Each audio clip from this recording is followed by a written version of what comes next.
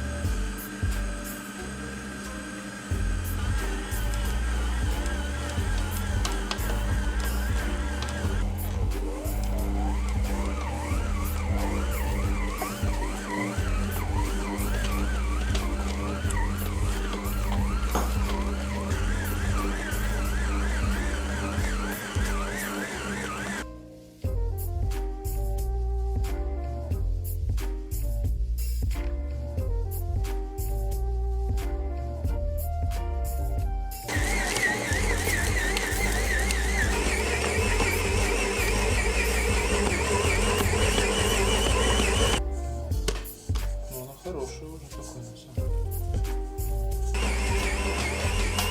По стенкам.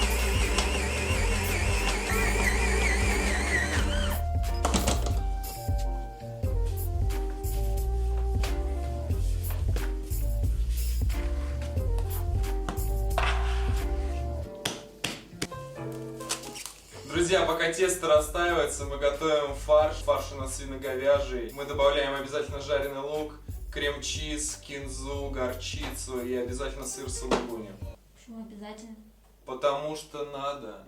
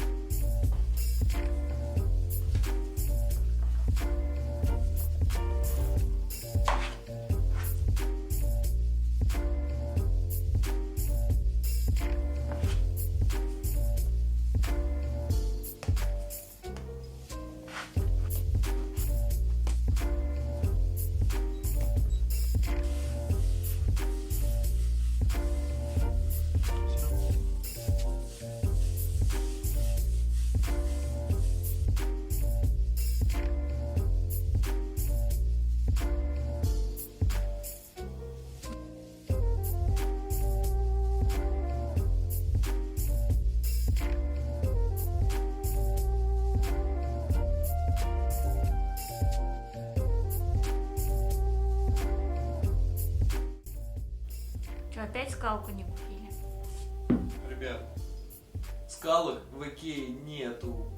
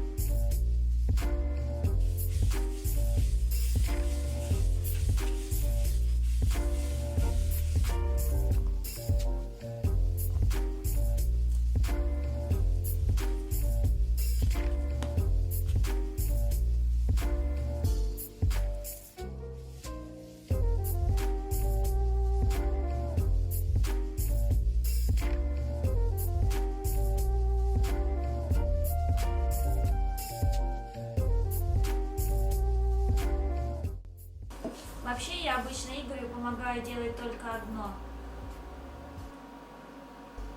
Мыть посуду.